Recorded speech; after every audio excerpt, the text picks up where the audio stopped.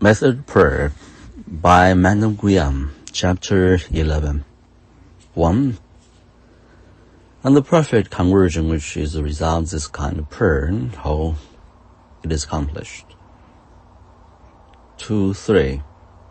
Two of its aids, the joining with God and the tendency of the soul to its center. 4.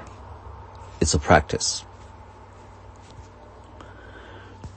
Turn ye unto him from whom the children of Israel are so deeply revolted. Isaiah 31:6. Conversion is nothing more than turning from the creature in order to return to God. It's not perfect, however good and essential to salvation when it consists simply in turning from sin to grace. To be complete, it should take place from without inwardly. From without inwardly. When the soul is once turned toward God, it finds a wonderful facility in continuing steadfast in conversion. And the longer it remains thus converted, the nearer it approaches, the more firmly it adheres to God, the nearer it draws to Him.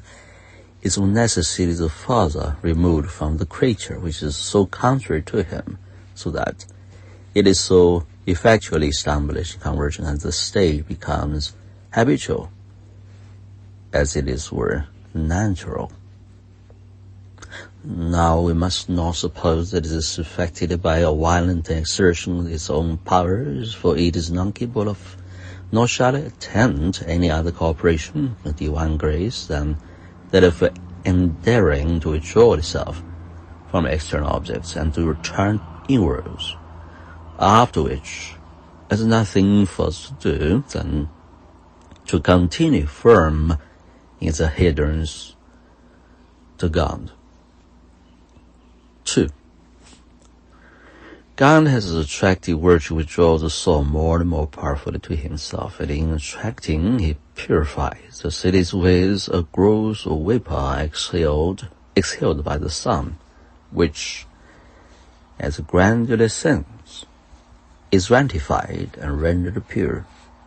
The vapor, indeed, contributes to its end only by its passivity, but the soul cooperates freely and voluntarily. This kind of introversion is very easy. It wants the soul naturally and without effort because God is our center. The center always exerts a very powerful attractive virtue, and the more spiritual and exalted it is, the more violent and irresistible are its attractions. 3. But besides the attracting virtue of the center, there is in every creature a strong tendency to reunion with the center, which is vigorous and acting in proportion to the spirituality and the perfection of the subject. As soon as anything turned towards the center is precipitated towards it with extreme rapidity, unless it is withheld by some invincible obstacle.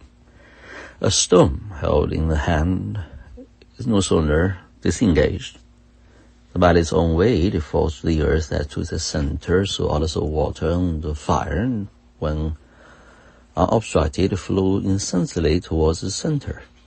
Now, when the soul, by its effort to recollect itself, is brought into the influence of the central tendency, it falls gradually, without any other force than the weight of love, into the proper center.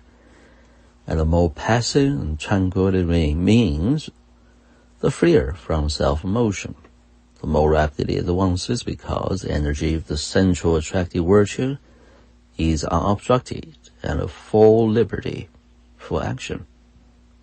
4.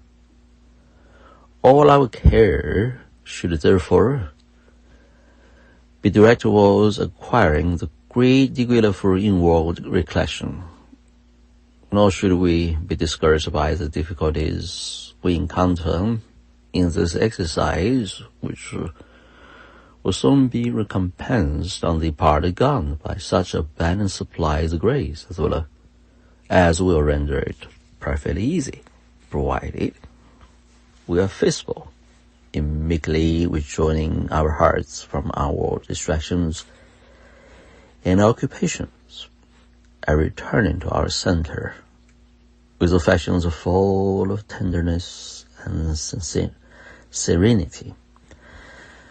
When at any time the passions are turbulent, a gentle retreat inwards to a present God easily deadens them.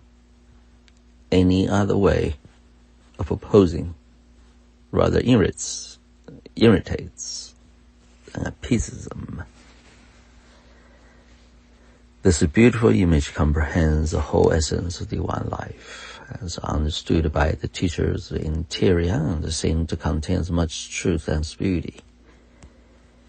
God is the great magnet of the soul, but that only the impurity or the mixture prevents its full attractive power. If there were nothing of this kind in the soul, it will rush on its all-powerful attraction with irresistible and its tenuous speed to be lost in God. But the many load themselves with goods, to see some part of earth or self with a so tenacious to grasp, and they spend the whole life without one thing and more than a snail's pace towards its center. It is only when God in love struck their burden violently from their hands that they begin to be conscious of the hindrance that detain them. If we will only suffer every weight to drop and withdraw our hands from self and every creature, there will be but little interval between our sacrifice and our resurrection. Some pious persons are object to the passivity that they inculcated, as though the soul was required to become dead, like an inanimate object, in order that God might do His pleasure with it. But this objection will vanish if it be considered that the life of the soul is in the will, that this condition for utter-passivity implies a highest state of activity of the will. You willing, without any sensation, and with all its powers, that the will of God shall be done in it, and by it, and through it. This is further insisted upon in chapter 21. Editor. That is footnotes number 6, which is beautiful.